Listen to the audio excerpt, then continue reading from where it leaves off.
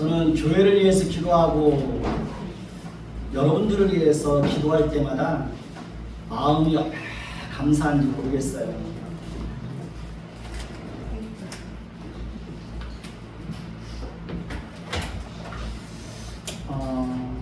그래서 늘 감사해요.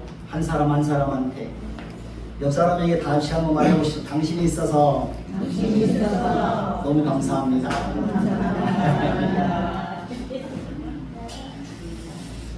자, 우리는 마가복음 강해를 시작했습니다. 마가복음을 기록한 저자는 누구라고 그랬죠? 마가라고 했습니다. 마가는 요한이라는 이름으로 부르기도 했습니다. 마가는 예수님의 12제자는 아닙니다. 그런데 그가 어떻게 마가복음을 기록하게 되고 그가 기록한 복음이 하나님의 말씀으로 인정되어 성경에 포함되었는가 하는 것입니다. 그런 의미에서 우리는 지난주에 마가의 인생에 큰 영향을 미쳤던 네 사람에 대해서 살펴보았습니다. 첫째는 그의 어머니 마리아입니다. 마가의 어머니 마리아는 기도의 사람이었다는 것을 알 수 있습니다.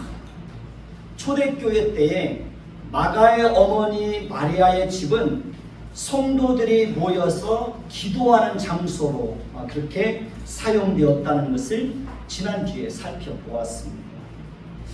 그런 의미에서 마가는 어머니를 통해서 많은 영향을 받았다고 말씀을 드릴 수 있습니다. 두 번째로 마가의 인생에 큰 영향을 미친 사람은 바나바입니다. 바나바와 마가는 삼촌과 조카 사이라고 말씀을 드렸습니다. 마가의 삼촌 바나바는 성품이 뛰어난 사람이었습니다. 제가 보니까 성경의 인물들 중에 바나바처럼 성품이 뛰어난 사람이 있을까 싶을 정도로 바나바는 성품이 정말 뛰어난 사람이었습니다. 바나바는 위로의 사람이었습니다. 바나바는 자기의 밭을 팔아서 교회 앞에 들여서 가난한 사람들을 돕도록 하는 그런 헌신을 한 사람이었습니다. 바나바는 사람을 세워주는 사람이었습니다.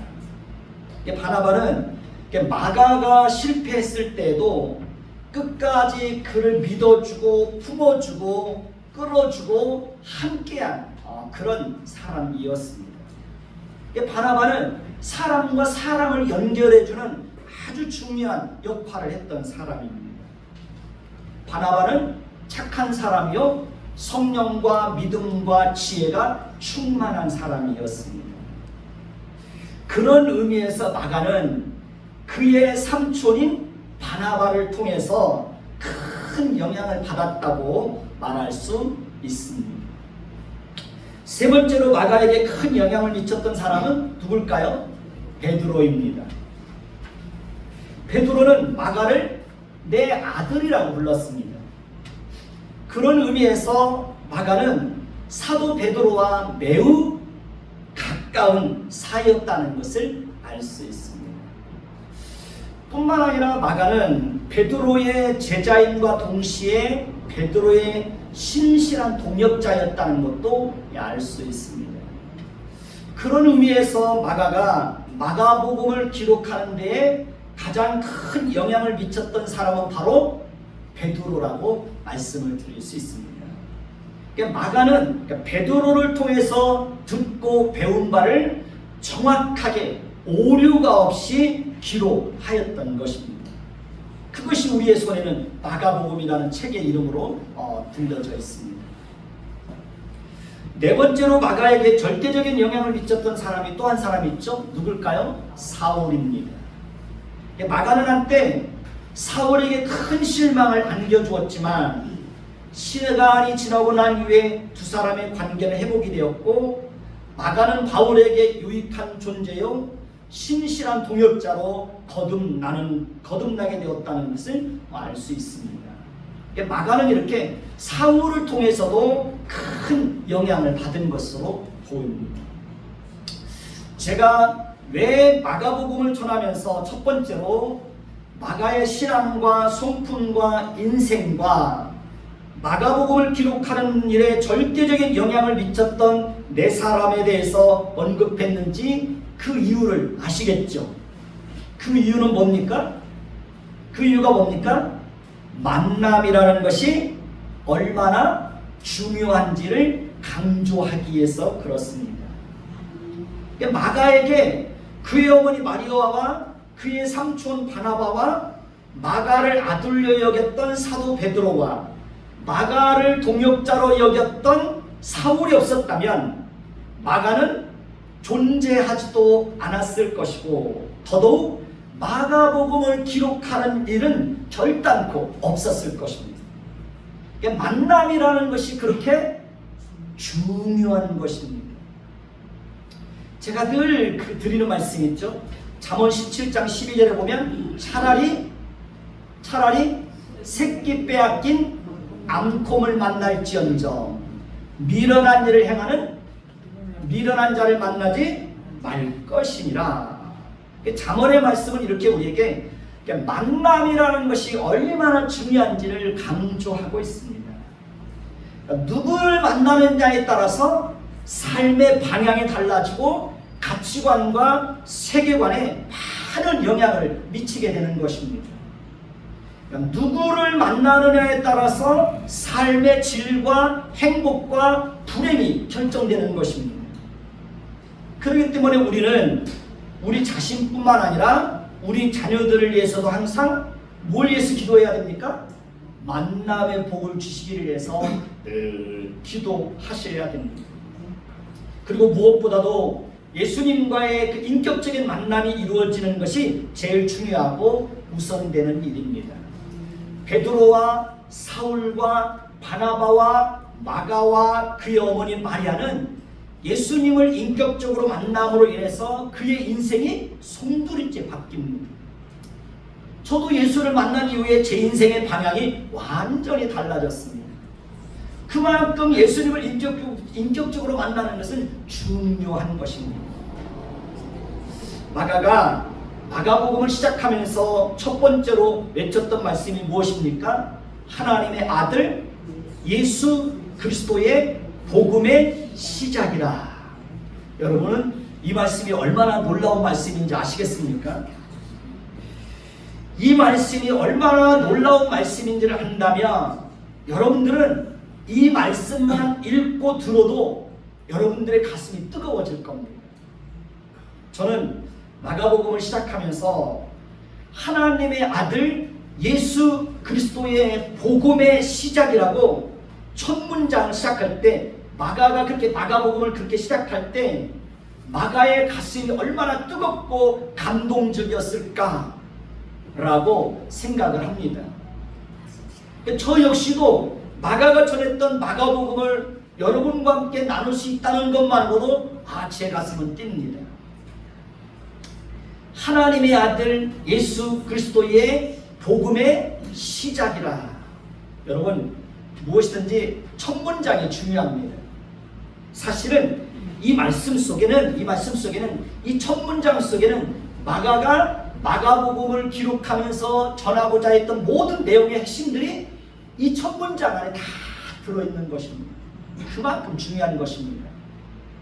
마가는 예수님을 부를 때 어떻게 부릅니까? 하나님의 아들 예수 그리스도라고 부릅니다.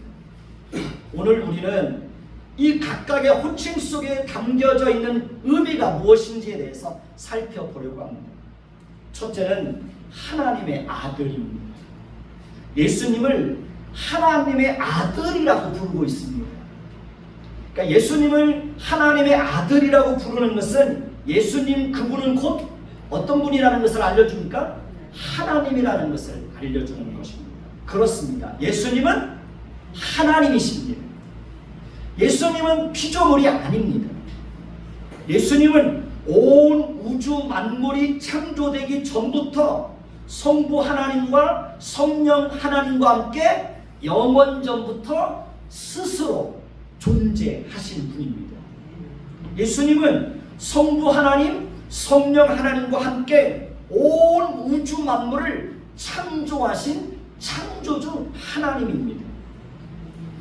예수님께서 비록 이 땅에 육신의 몸을 입고 오셨지만 그분은 분명히 하나님입니다. 예수님께서 이 땅에 육신의 몸을 입고 오셔서 행하신 모든 기적은 예수님 자신이 하나님이라는 것을 증거하고 있는 것입니다. 예수님께서 귀신을 쫓아내고 각종 병든 자들을 고쳐주고 많은 기적을 행하시고 바다 위를 걸으시고 보리떡 5개와 물고기 2마리로 5,000명을 먹이고도 12광주리가 남는 기적을 행하신 것도 예수님 자신이 전능하신 하나님이라는 것을 보여주고 있는 것입니다. 그렇습니다. 예수님 그분은 곧 하나님이십니다. 우리는 그 사실을 기억해야 됩니다. 예수가 하나님의 아들이요 예수가 하나님이라는 것, 그것이 바로 복음입니다. 복음이 뭡니까? 가장 기쁜 소식입니다. 그러니까 예수님이 하나님의 아들이요 그분이 곧 하나님이라는 사실이 바로 복음인 겁니다. 가장 큰 복된 소식인 것입니다. 두 번째는 예수입니다. 마태복음 1장에 보면 그리스도의 나심에 대해서 말씀하고 있습니다. 요셉은 그의 아내 마리아가 약혼하고 동거하기 전에 잉태된 것을 알게 되었습니다. 요셉은 의로운 사람이라 그 사실을 드러내지 않고 조용히 관계를 정리하고자 했습니다. 그리고 그 일을 생각할 때에 주의 사자가 현몽하여 요셉에게 말합니다. 다윗의 자손 요셉아, 내 아내 마리아 데려오기를 무서워하지 말라. 그에게 잉태된 것은 성령으로 된 것이라. 아들을 낳으리니 이름을 예수라 하라. 이는 그가 자기 백성을 그들의 죄에서 구원할 자이심이라. 요셉은 잠에서 깨어나고 난 이후에 주의 사자의 분부대로 행하여 그의 아내를 데려왔지만 아들을 낳기까지 동침하지 않습니다. 그리고 그의 아내 마리아가 아들을 낳았을 때에 주의 사자의 분부대로 행하여 그의 이름을 예수라 그렇게 짓습니다. 여러분, 예수라는 그 이름 속에는 예수님께서 이 땅에 육신의 몸을 입고 오신 목적이 무엇인지를 분명하게 보여주고 있는 것입니다. 그러니까 예수님께서 이 땅에 마리아의 몸을 빌려서 육신의 몸을 입고 오신 것은 자기 백성들을 그들의 죄에서 구원하시기 위해서입니다. 그러니까 예수님은 온 인류를 죄로부터 구원하기 위해서 오신 것이 아닙니다. 예수님은 오직 창세전에 그리스도 예수 안에서 하나님의 자녀로 선택받은 자들, 하나님의 백성들, 그들을 죄와 모든 비참함과 하나님의 진노의 심판과 영원한 멸망과 지옥의 형벌로부터 구원해서 그들을 건져내서 그들을 하나님의 자녀로 삼으시고 그들을 천국 백성 삼아주시기 위해서 친히 육신의 몸을 입고 하나님이신 그분이, 전능하신 하나님 그분이 육신의 몸을 입고 이 땅에 태어난 것입니다. 그렇기 때문에 누구든지 예수를 믿게 되면 모든 죄와 비참함과 하나님의 진노의 심판과 영원한 멸망과 지옥의 형벌로부터 구원을 받을 뿐만 아니라 이 땅에서도 하나님의 자녀답게 하나님의 성품을 풍성하게 드러내면서 가치 있는 인생을 살아갈 수 있게 되는 것입니다. 누구든지 예수를 믿지 않으면 죄의 노예와 죄와 죄의 비참함 속에서 살아갈 수밖에 없는 것입니다. 예수 그리스도의 탄생은 가장 큰 기쁨의 좋은 소식, 그것이 바로 복음인 것입니다. 세 번째는 그리스도입니다. 그리스도는 기름 부음을 받은 자라는 의미를 가지고 있습니다. 한번 따라서 볼까요? 기름 부음을 받은 자. 그러니까 그리스도라는 그 이름은 예수님의 직무와 관련된 이름입니다. 저의 직무와 관련된 이름은 뭡니까? 목사님입니다. 그러니까 그리스도는 예수님의 직무가 무엇인지를 보여주는 이름입니다. 구약시대 때는 선지자, 제사장, 왕을 세울 때는 그들의 머리에 기름을 부었습니다. 이 세 직분은 그리스도의 삼중 직분을 보여주는 모형입니다.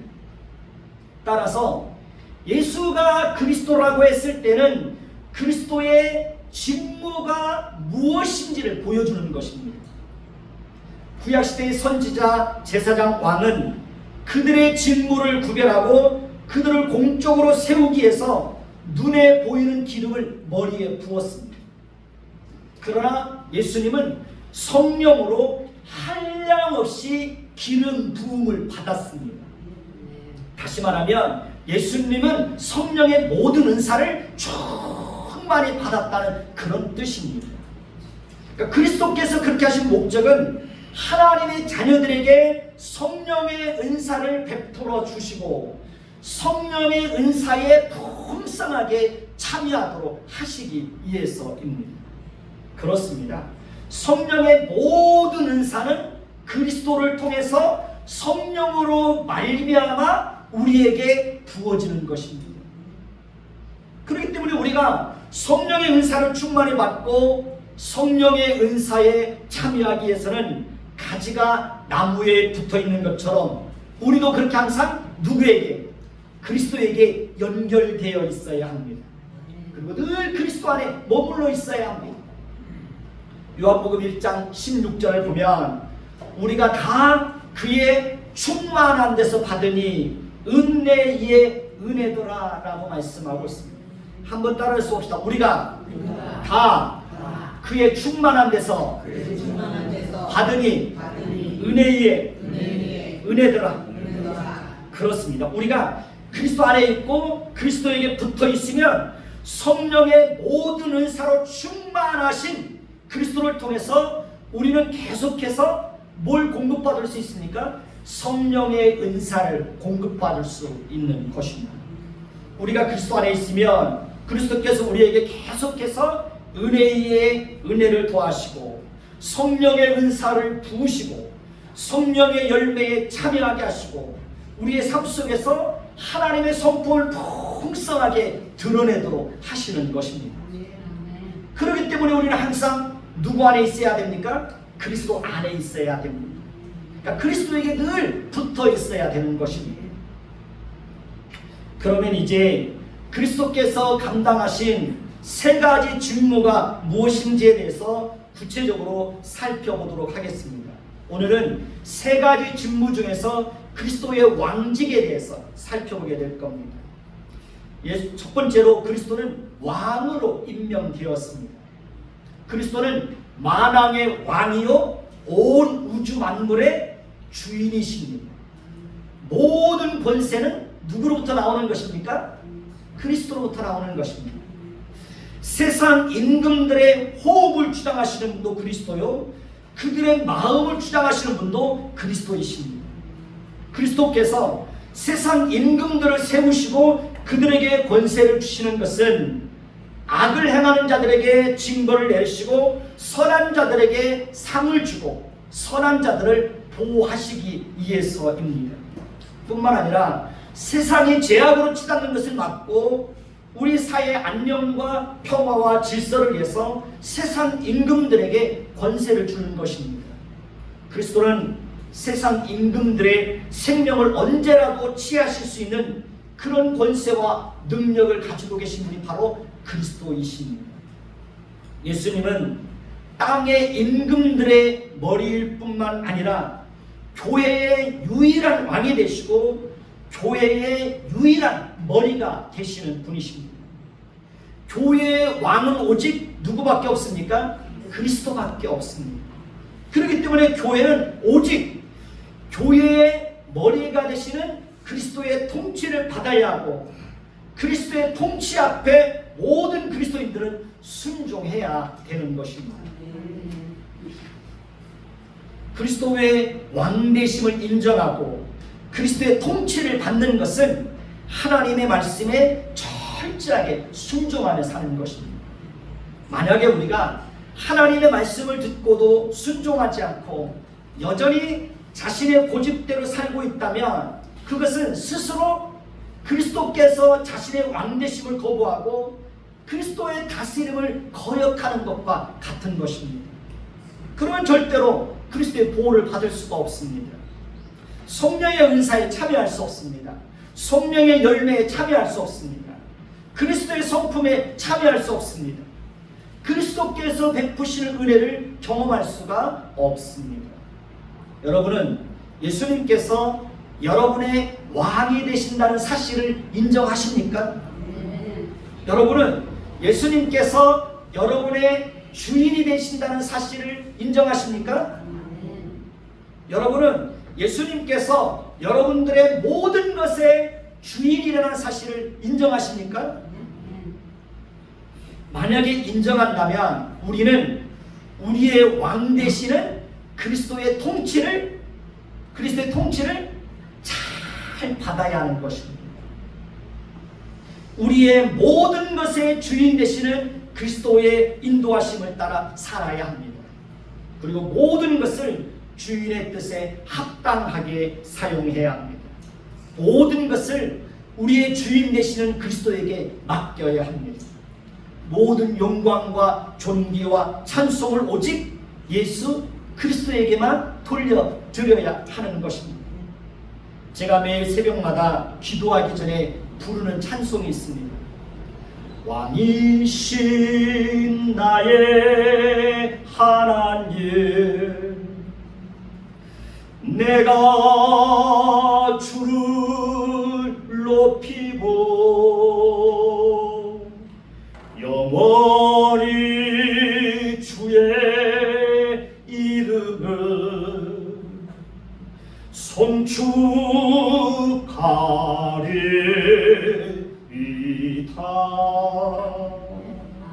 저는 매일 새벽마다 하나님 앞에 기도하면서 기도하기 전에 이 사실을 고백합니다.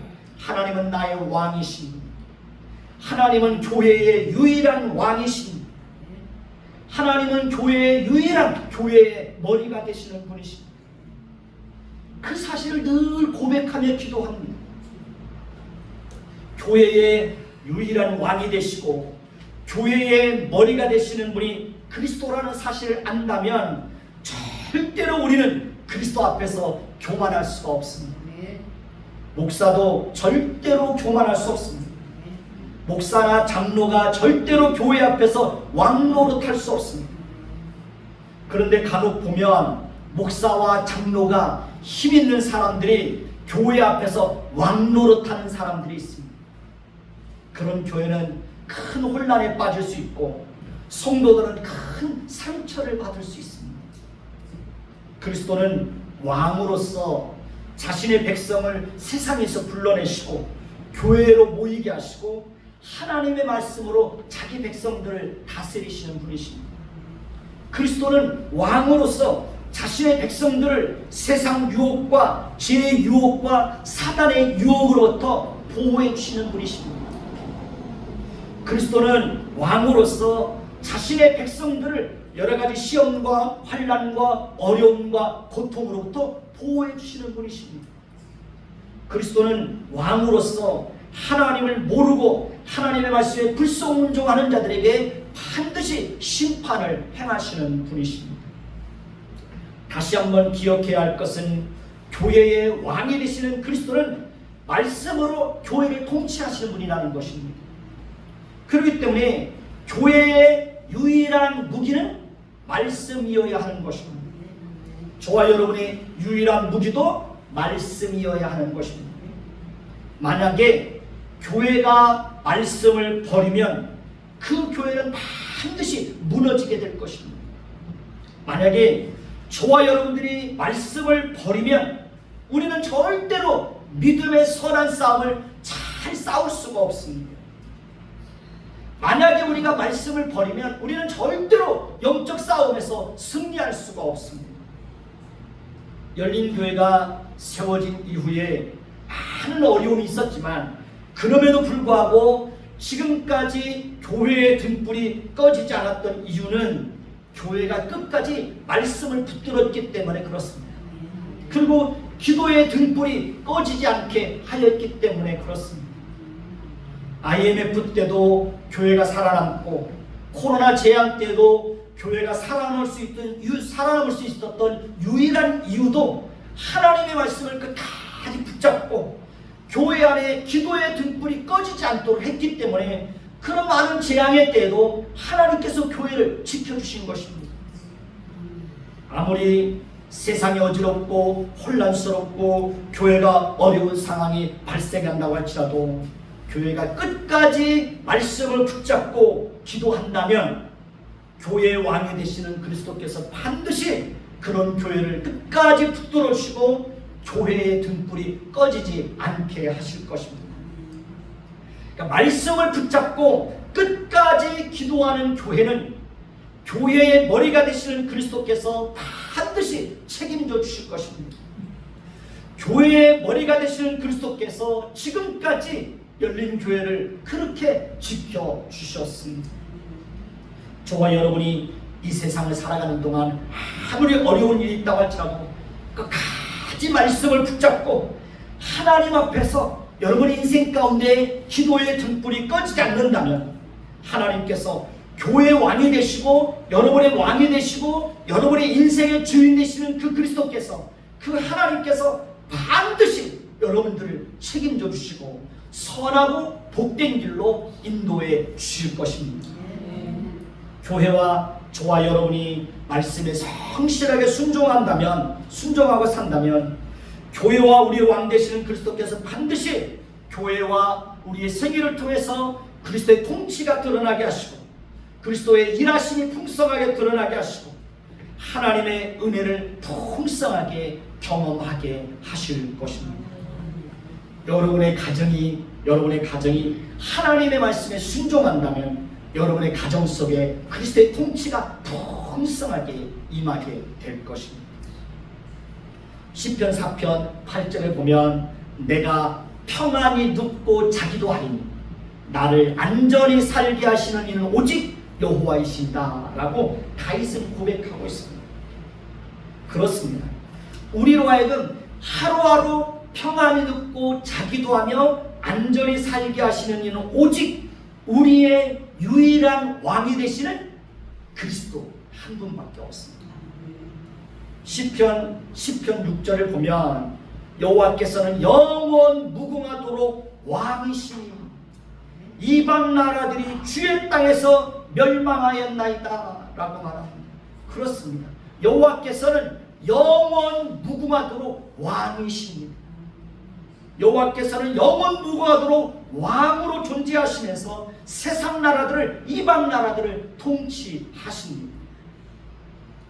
시편 103편 8절에서 11절을 보면 우리의 영원한 왕이 되시는 하나님께서 어떤 성품을 가지고 계신 분인지에 대해서 잘 말씀해 주고 있습니다.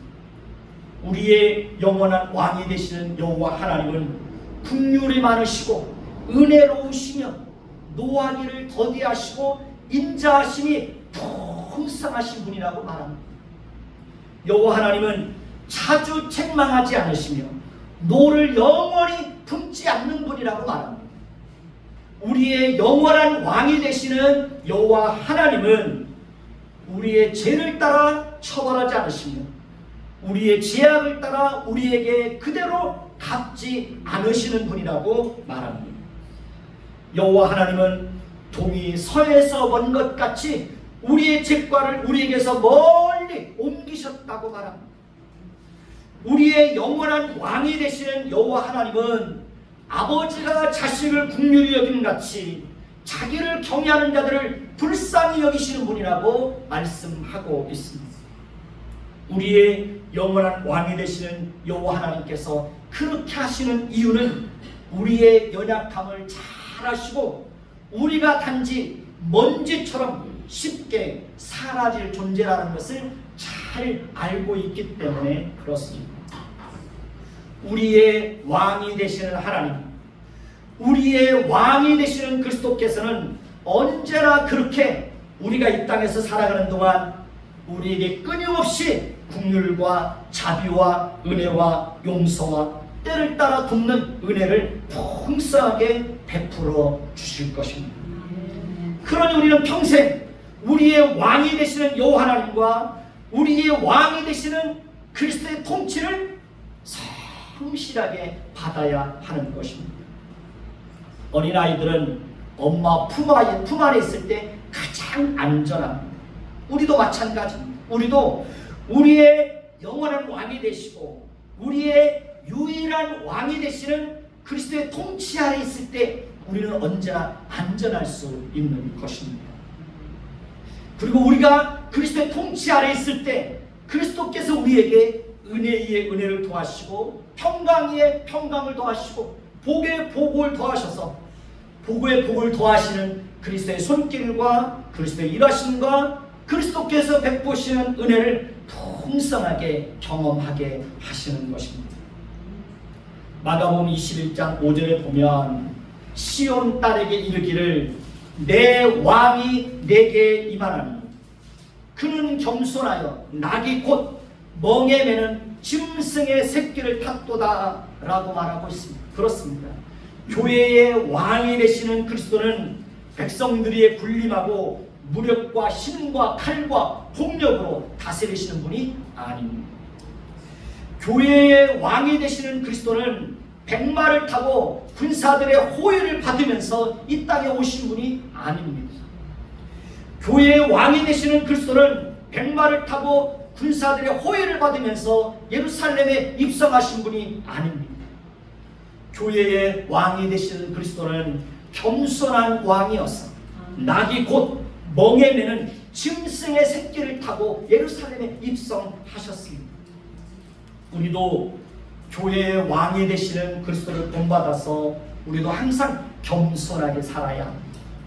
겸손은 우리의 왕이 되시는 그리스도 앞에 항상 자신을 한없이 낮추고 다른 사람을 나보다 더 낮게 여기고 그리스도의 통치를 성실하게 받는 것입니다. 그것이 겸손한 것입니다. 그리고 예수님은 평화의 왕으로 오셨습니다. 예수님은 우리에게 진정한 화평을 주시기 위해서 평화의 왕으로 오셨습니다. 예수님은 하나님과 원수 되었던 우리를 하나님과 화목하게 하시고 화목하게 하시기 위해서 자신이 친히 화목제물이 되어서 우리가 받아야 될 죄값을 대신 받으시고 십자가에서 죽으심으로 하나님과 우리와의 그 죄로 인하여 막힌 담을 다 오시고 우리로 하여금 하나님 앞에 나아갈 수 있는 길을 활짝 열어주셨습니다. 그 결과 우리는 하나님과 화목할 수 있게 되었고 그리스도께서 주시는 참된 평화를 누릴 수 있게 되었습니다. 우리도 이 땅에서 살아가는 동안 그리스도를 본받아서 화목케 하는 자로 화평케 하는 사람들로 그렇게 살아야 됩니다. 그리스도께서 평화의 왕으로 화평의 왕으로 오신 것처럼 우리도 다툼과 갈등을 일으키는 사람들이 아니라 어느 곳에 가든지 화평을 전하고 평화를 위해서 힘써야 하는 것입니다. 누가복음 1장 33절을 보시면 영원히 야곱의 집을 왕으로 다스릴 것입니다. 그의 나라가 무궁하리로다 라고 말합니다. 여러분, 이 땅에 세워진 지상의 교회들은 얼마든지 세워졌다 사라지기를 반복할 수 있습니다. 세상 나라도 흥망성쇠를 반복할 수 있습니다. 그러나 절대로 하나님이 세우신 교회는 영원히 사라지지 않습니다. 하나님의 백성들은 영원히 사라지지 않습니다. 그 이유가 무엇인지 아십니까? 그 이유는 그리스도께서 영원히 살아계시고 그리스도께서 영원히 지상의 교회를 다스리시고 하나님의 백성들로 하여금 이 땅에 존재하게 하시고 그들을 향한 그리스도의 통치는 영원할 것이기 때문에 그렇습니다. 저와 여러분들을 향한 그리스도의 통치도 영원할 것입니다. 그러니 아무것도 염려하지 마십시오. 아무것도 두려워하지 마십시오. 우리의 왕 되시는 그리스도께서 반드시 교회와 저와 여러분과 우리 자녀들을 통치하시고 다스리시고 보호해 주시고 책임져 주실 것입니다. 그리고 그러기 위해서는 반드시 말씀을 붙잡아야 됩니다. 기도의 등불이 꺼지지 않게 해야 됩니다. 그분의 통치를 성실하게 받아들여야 하는 것입니다. 예수가 그리스도요, 예수가 교회의 왕이요, 그분이 우리의 왕이 되신다는 것, 그것이 바로 복음입니다. 그것이 바로 복된 소식인 것입니다. 한번 따라해서 봅시다. 하나님은 나의 왕이십니다. 하나님께서 영원히 저를 다스려 주옵소서. 자, 이제 들은 말씀을 기억하며 함께 기도하는 시간을 갖도록 하겠습니다.